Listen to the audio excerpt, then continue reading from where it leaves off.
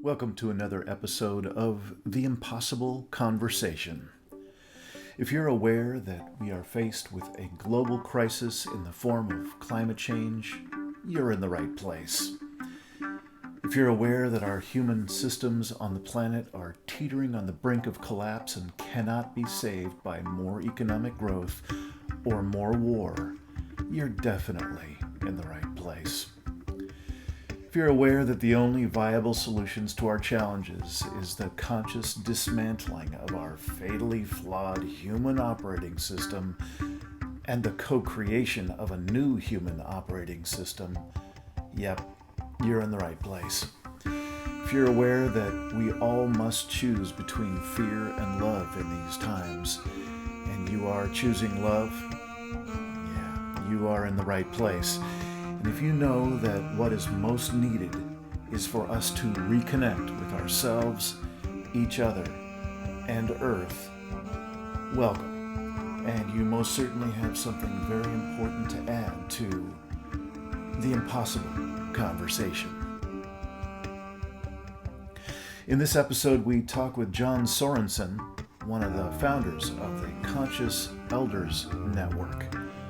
Conscious Elders Network is a surprisingly articulate and active association of folks of a certain age who seem bent on laying to rest the notion that older people in our culture just fade out of the world. They participate less and less as they age, says the adage. You may find yourself surprised by John and his active organization. I was pleasantly surprised myself, even downright inspired. Let's have some of that impossible conversation with John Sorenson. All right. Well, welcome everyone, and especially welcome to our guest today, John Sorenson. John, it's really just a joy to have you here on the Impossible Conversation. You and I had a chance to talk a few days ago, and I've had the pleasure of being connected with your organization for at least a few months before meeting you. And I got to say, I do a lot of looking around on the internet for various agencies and groups and activist organizations and so on to connect with. And I was genuinely surprised and pleased to stumble into your website, which is, of course, the Conscious Elders Network, which is something that you are one of the founders of. And I got to say that it really, what surprised me is that my experience of various websites for older people, if it's for elders or the AARP and so on, I've been underwhelmed by every one of them until I came upon the Conscious Elders Network website. And between the writing and the projects that a number of you are engaged in, and it talks about it there on the website, I was inspired. I really couldn't wait to find out more and dig around in there and learn more, particularly about those additional projects and regional projects that you've got going on. So I should quiet myself up and ask you to introduce yourself a little bit, and if you would introduce the Conscious Elders Network to us. Okay, well, thank you, Dean. I always like to talk about what we're doing, so it's a pleasure to be on your program here. My career was as an aerospace engineer, literally a rocket scientist when I started, and then that evolved into more of a career, and I ran a small business, and in 2005 I sold that business, and suddenly I had time on my hands to start doing some inner work, and also it was a realization that I was reaching the end of my normal career, I'll call it that, my regular adult career, and I was starting to think about what am I going to do with myself. Mm-hmm. And that really was that led to a lot of exploration, personal exploration, and in sort of a long, short story there, but the end product was I realized that I had been given a tremendous amount in life. I wanted to give back to my country, if you will. Mm-hmm. And I looked around and said, there's all kinds of causes that really need volunteer work. And the other thing became clear to me is the people that need to be working on these causes are the elders. They need to take the lead in this. We can say that a lot of what has happened to our country in terms of the inequality and what we're doing to our environment, that sort of thing, happened on our watch. Yeah. And so we really need to take our stand and take the lead, if you will. And the thing about elders, we come into this phase of life with a lot of life experience, a lot of know-how.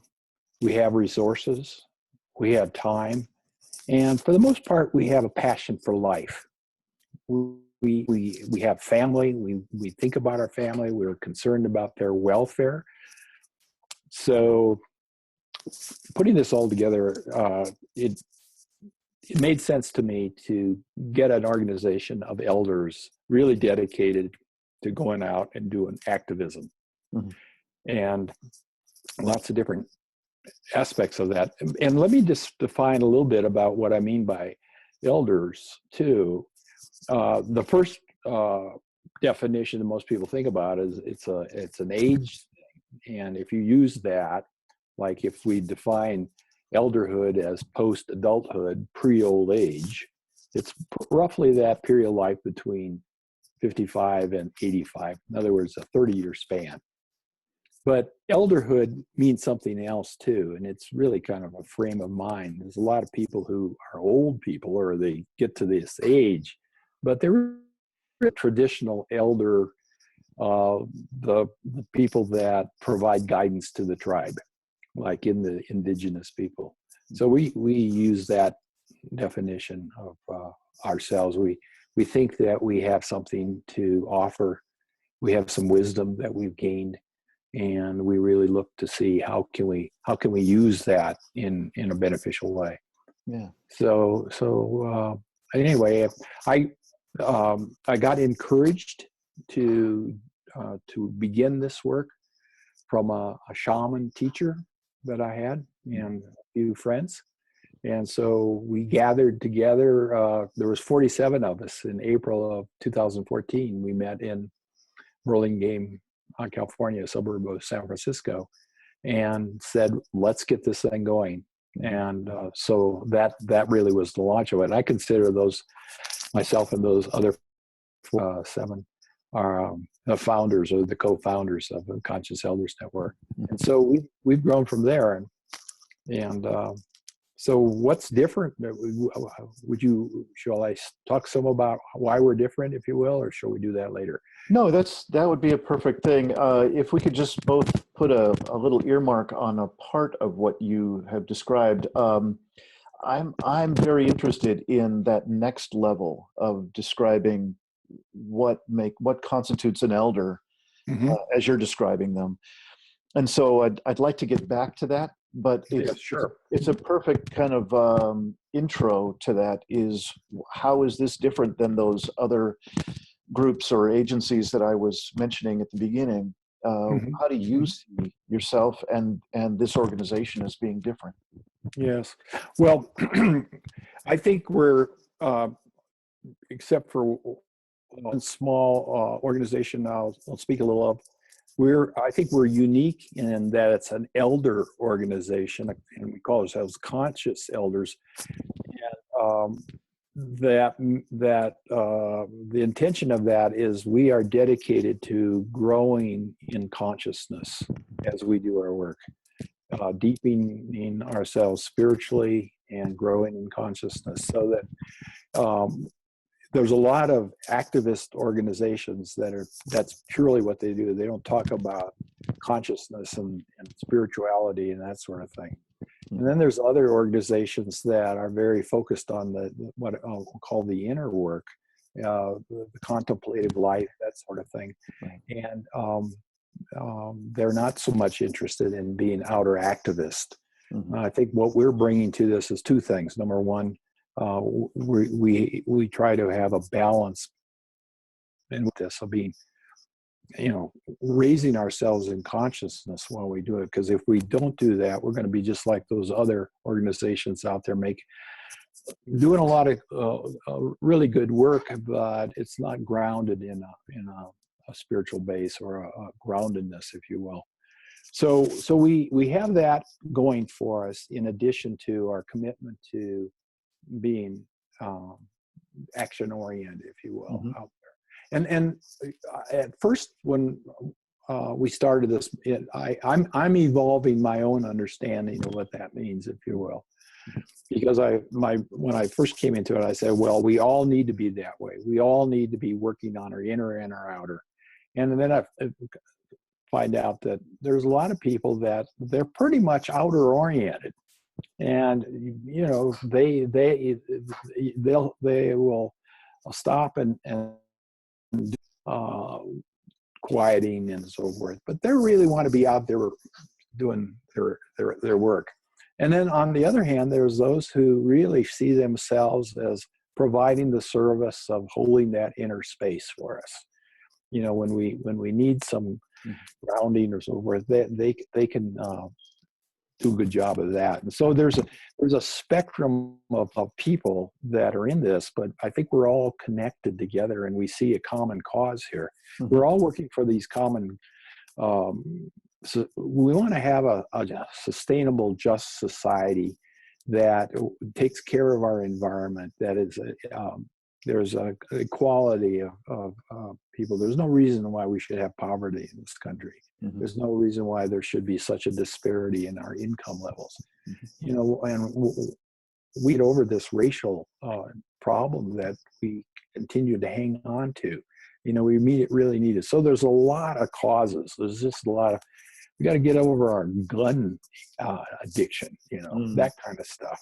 So I think all of us that are involved in it see these things, these issues, if you will, and we're not satisfied with business as usual. We really see we can do a lot better, and we want to be the ones that not necessarily lead the country, but to be the guides, because maybe younger people should be the leaders here with their greater energy. But we have our wisdom that we want to bring to bear here. So that's it, I would say. Well, John, you mentioned about people with a more internal focus and people with a more external focus, both being able to find some way to be engaged in the Conscious Elders Network.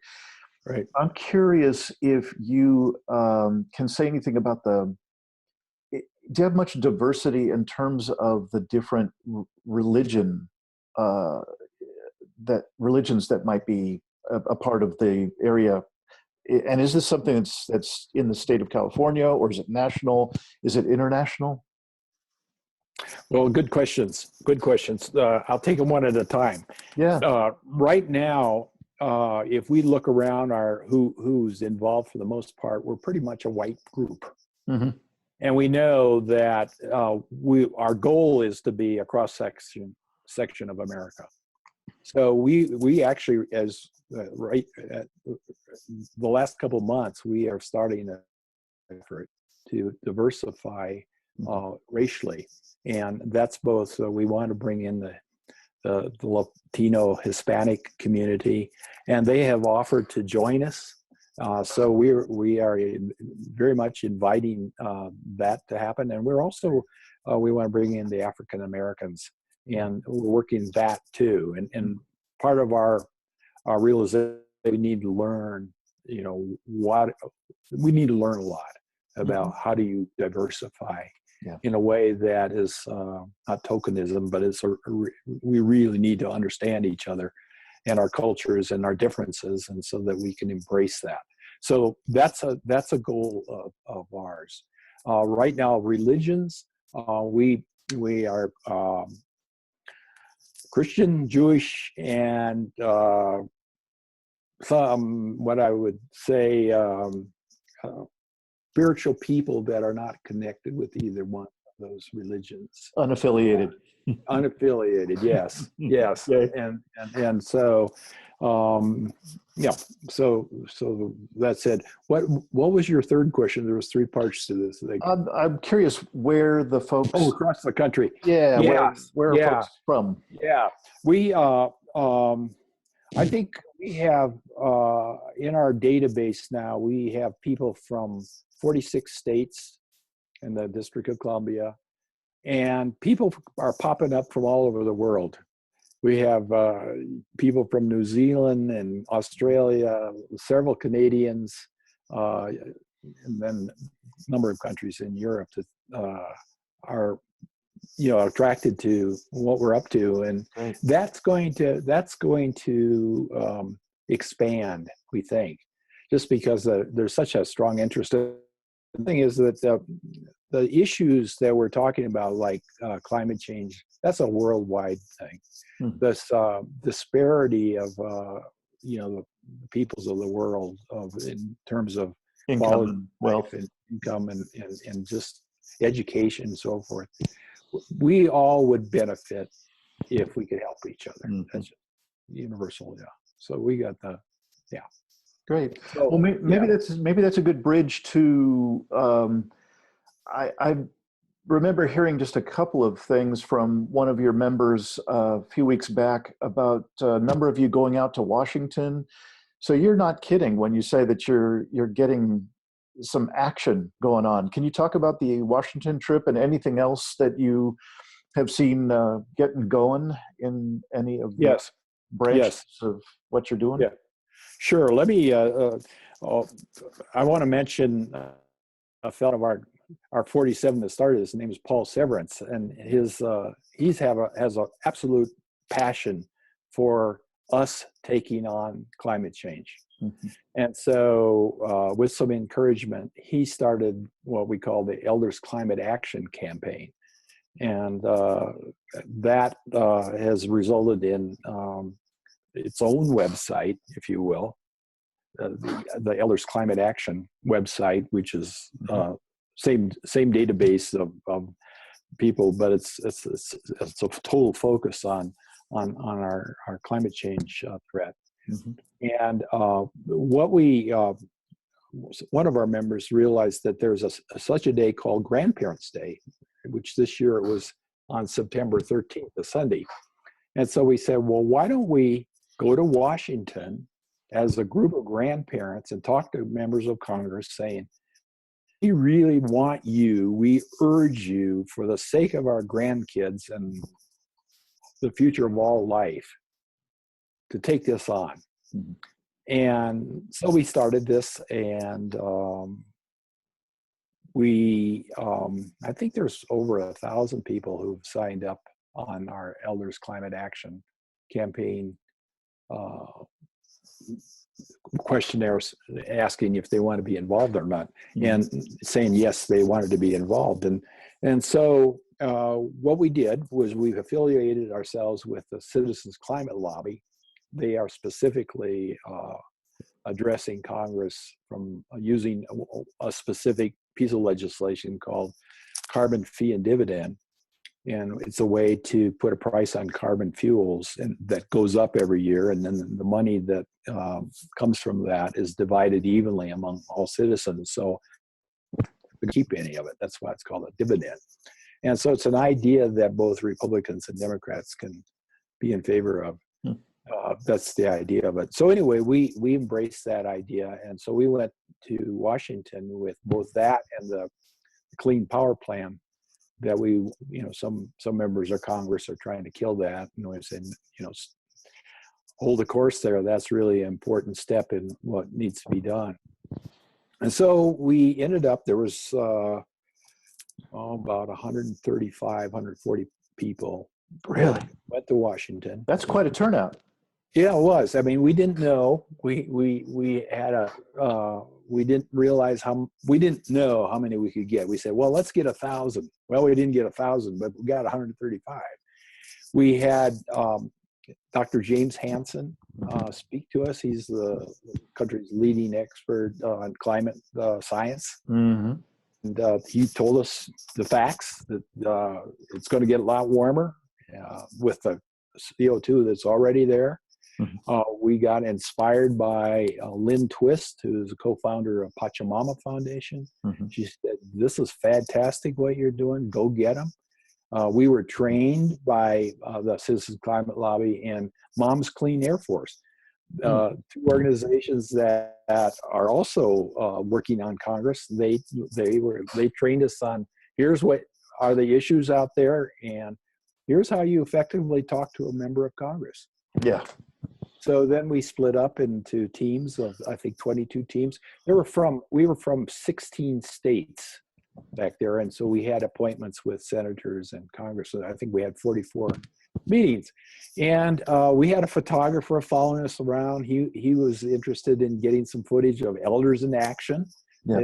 You can film on elder life or something, and we were a unique group for him. We had some fun. We created a flash mob event that we did in Union Station and the congressman's cafeteria at noon. So stirred up some interest that way, and had some video of that. So anyway, it was a tremendous excitement for us to do this. We were encouraged by the Congress. You need to keep doing what you're doing. Keep coming back. We listen to you, and you make a difference. And since then, one of the congressmen we talked to has come out in favor, a Republican congressman has come out in favor of climate change legislation. And same way with the senator, a Republican senator from New Hampshire, Coyote, I think her name is. She has said of the Clean Power Plan. Well, this is breaking out of the the current I don't know, gridlock, you could call it, that Sure. the Republicans are starting to say, hey, yeah, we need to do this too. So we felt really good about it, and we're going to do some more of that. So we're going to see how this election how it evolves, because Sure. I think next year is going to be a lot of fireworks going on. But yeah, not to mention having the COP21 coming up in December, just next month in Paris. Right. That should inform some of the conversations anyway. Yes. I'm not exactly holding my breath for big, wondrous changes, but I'd be happy to be wrong. Yeah, right. Yes. Right. John, can you say, I know that you're up to a lot more than what you just described. Can you give us a sense of some of the other projects, some of the other focus groups that Yes. you have? Well, the one group I mentioned earlier, we have a committee now that we are really, it's focused on, we, in parallel to our environmental stewardship work, we also want to have another effort just as strong in social justice. And we're lumping social and economic justice right now. They'll eventually split. But as we talked John, about, I'm sorry. Let me just interrupt you. There was a little bit of a video glitch just a moment ago. Would you say what you start from the beginning of what you were saying about including social justice? Yes, in parallel to our work in environmental stewardship, and I'll call our climate action that, we want to an equally strong effort in social and economic justice. Right. And so a team of us have just started the conversation of how are we going to, well, let me back up here a little bit. When we started talking about social justice, the issue that came up was Black Lives Matter. And say, because that was the hot issue here, and it still is, I think. And so we said, well, okay, well, that's the obvious one to get started on. And then when we talked about that, we say, well, looking around, we're pretty much a white group, and we don't want it to be that way. We want it to be a cross-section America. So let's really take on diversifying our organization as we get into social justice issues. And so that then led us to say, well, we need to get educated. We need to really learn what people have learned about interracial action together, and understanding culture differences and values and that sort of stuff. So that's kind of what it's shaping up to do. But there's a very strong desire to have that as a major element of what we do. There are people in our organization that are already working on social issues. One fellow I'll mention has taken a lead in the Sunnyvale, California, heading up the issue of getting gun legislation on their as a city ordinance that passed, and taken on the NRA in the process. And that's a growing area. There's another woman named Ann Lopez, who her cause is working with migrant workers and how they're living, having to work in all the pesticides and stuff, and not being compensated for what they put up with. So there's plenty of issues for us to get started with. And so anyway, that's the other thing. We have a group that is focused on what they call conscious dying. It's the last part of living, and the huge amount of medical costs that go into those final years, and the choices that people make or their families make for them, and a lot of stuff like that. They have a big section of content on the website about that from various perspectives, and soon going to be doing online webinars on what are called death cafes. And then they're also broadening that, it sounds like, to go into what's called conscious aging, conscious dying. It's kind of like the the health, elder health issues, and of the latter, the old age phase of life, if you will, and how to be conscious about that in terms of this. We have a group that is focused on sort of what we talk about is we need a new story. The story that we live in our culture is based on a competitive world and an extraction-based world where we become consumers before anything else. Yes, right. Yeah. Yes. And if you use David Courtney Turning book, he talks about going from a society that's imperial, winners and losers kind of thing, to an earth community, or earth community. So where we all take care of each other, kind of thing. And so that idea of okay, how do we tell this new story? And we look at it from the point of view of the indigenous people and the traditions of the various religions. They all have a golden rule. The wisdom of women over the ages. The women we live in this patriarchy, and it's time for us to not have that anymore. And we should be all in the same. So there's a bulk of wisdom there, and then science is coming along with all kinds of stuff. When you look at the history of our planet and how it's evolved, and the fact that we humans have only been here a very, very small fraction of the time. That's right. But we realize we can totally upset the balance of how the whole system works, and so that comes from our understanding of science. So that whole, I've given you 4 different sources of wisdom here. we ought to put that into film. We ought to somehow grab that and use that to educate us. And I think, I think we all realize that the problem is not that we're evil people. We're all good meaning people. We're just ignorant. And so we need to be educated. And so that's one of the elements. And so telling the new story, and how do you do that? And what is that new story? And how do you say it in a way that a common person can quickly grasp that? So that's what they're doing.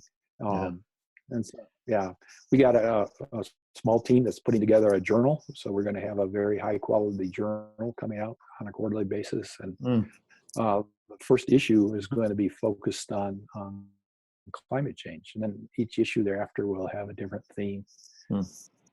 We are setting up a series wherever there are clumps of people living together, we will start forming elder circles, local elder circles, where people can locally get together and talk about these things, support each other in whatever their activism is, and really start forming some communities of. It's one thing to get together in cyberspace. It's much better to be together in real space. So that's what that's going to be. And our vision is that we'd have a network of these all over the country. So, well, I've got to say, John, you've just rattled off an awful lot. That was a substantial list of various focus groups and emphases that you have going on in the Conscious Elders Network. And I was particularly struck by it's very familiar conversation for me in this the impossible conversation stuff that I work on over here.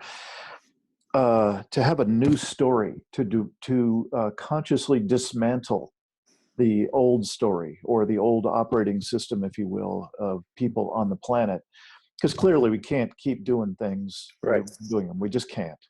Right. And it is obviously on the other side of that coin is as consciously as we can muster, we answer the question, if not that, then what? And what I'm struck by, I'm actually moved by it in talking with you, is that my experience is, with rare exception, I have not looked to elders in my communities, in my family even, for the kind of wisdom and the kind of engaged action that you're talking about. That's an extraordinary breakthrough or elevation of what's possible for a person in an elder role to take on these kind of very current, very relevant, and really courageous projects. To dismantle our core story, our defining story, is not a small deal. Right. I really take it to heart that Naomi Klein named her book "This Changes Everything," because it literally, Yes. I see within our lifetimes, and I guess we're older guys now, so not that long, we will be seeing the dismantling of the things that we hold very dear to ourselves without even knowing we do. It's so surrounding. It's like the water we're swimming in. Right. And so I just want to acknowledge that. I'm again moved by that because I have been grappling with this, my first layers of this process for myself. And I think that truly these are the heroes of our time. And it isn't just for the elders. We happen to be talking about the Conscious Elders Network and the role of elders in this process, and that's fantastic. But unfortunately, I see this happening for everyone down to even children are going to need to be a part of this dismantling and this rebuilding of a new possibility. Right. And, that's, it's one thing if you're going through a remodel and you have to work around a kitchen that's all torn up for a few months and everybody complains about it and so on. What happens if what we're talking about is literally everything we take for granted in our day-to-day lives? It's really something. Yes, it is. Yes, it is.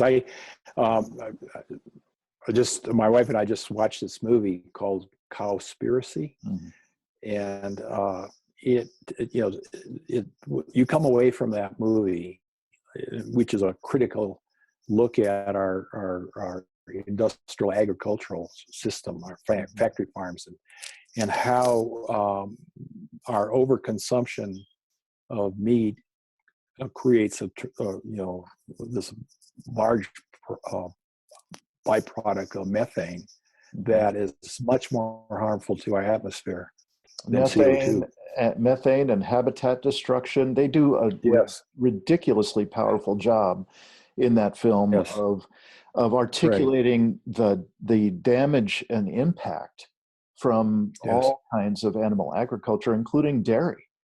That I got to say, it was literally jaw-dropping for me when I saw that, and I'm thrilled that recently Leonardo DiCaprio stepped in and helped those guys out. They produced it on their own with duct tape and chewing gum, and I think they did a great job.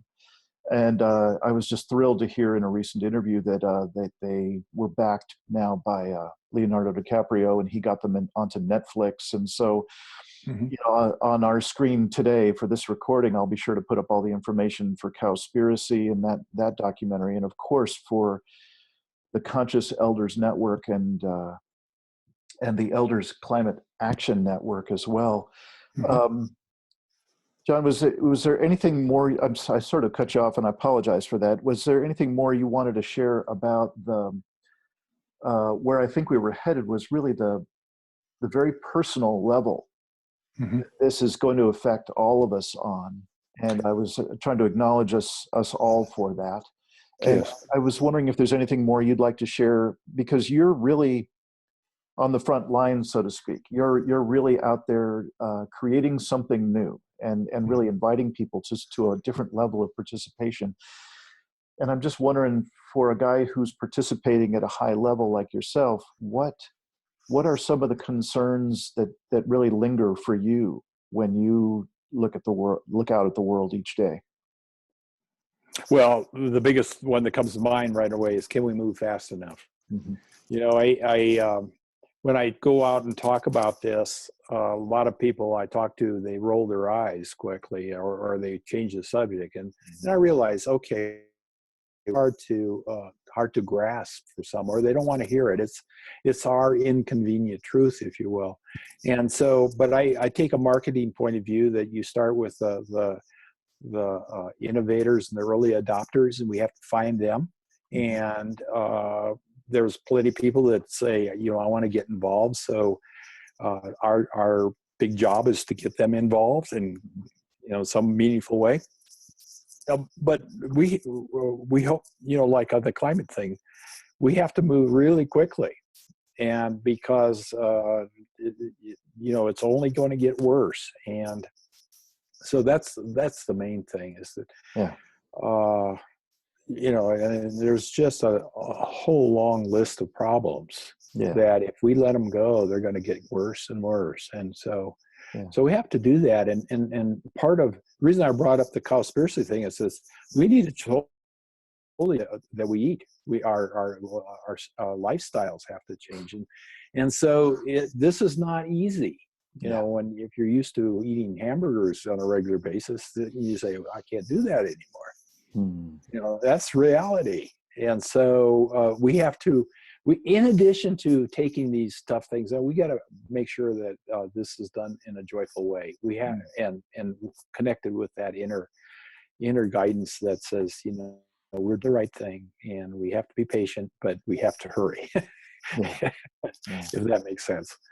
Well, it does, John. It's you brought up a particularly precious point for the Impossible Conversation crew, because we talk quite a bit about what can be called the grief conversation. Grief being probably the central pillar of our emotional expression in the world, something that's certainly universal, as all of the emotional expressions are. But the assertion is that if we tend to, as a culture, we tend to be pretty grief phobic. We're death phobic and grief phobic, and truthfully, when we try to not feel those things or any of our emotions, we unfortunately lose the other side as well. So if I might Yes. feel less grief for a while, I unfortunately will be cutting out some part of my joy, some part of the positive side of that emotional spectrum. And so I really appreciate that you just brought up about, we've got to keep bringing, these weren't quite your words, but presencing love Mhm. and joy in Yes. this Yes. process, because it becomes downright dismal if we try and do it in the old way. The old way meaning where we are avoiding certain emotional pieces. Yes. What we don't realize we're doing is we're cutting off our nose to spite our face. We're not helping ourselves. So I really Mhm. appreciate you bringing that up. That we've Oh, thank you. got to continue to open our hearts to be able to make this substantial work happen. Yes. Right. Yes. Yeah. Well, I I appreciate the opportunity to talk about it, and whenever we have an opportunity to do this, it reinforces our resolve, if you will, that Mm, we're doing what needs to be done, mhm, and we're finding our fulfillment and meaning by doing this. It's our destiny. I tell people that we were born for this. mm. This is our destiny. This is our time. Yeah. And right. Well, I can see that you are truly, and you said there were 40 something of you that founded this Conscious Elders Network. Hmm. The 40 something of you Hmm. are are truly calling us out. I feel called out. I feel invited out in the best Mm. possible way Great. by your invitation, and it is a provocative invitation. It's a provocative calling out of, this is not time for a rocking chair on the back porch. It's time to engage in whatever Right. way is right for an elder to engage, but to Yes. engage. Yes. Yes. Absolutely. Yeah.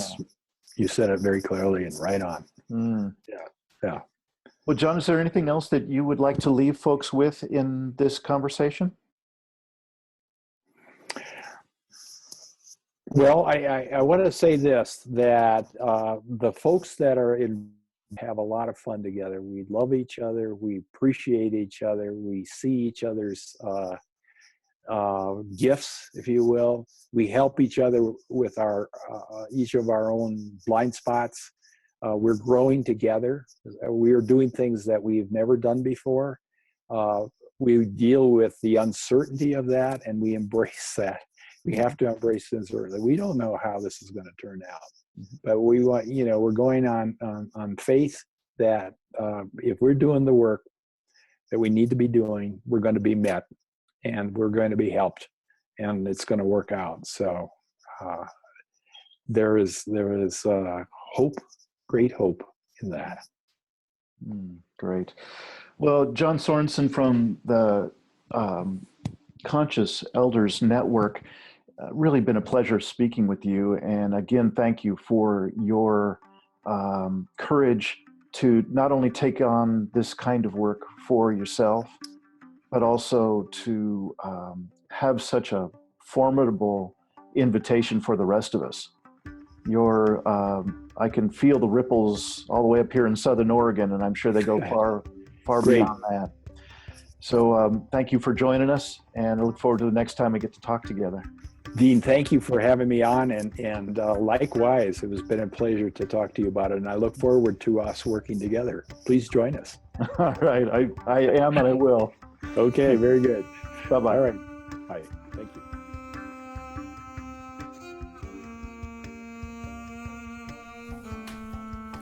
Thanks for listening to another episode of The Impossible Conversation.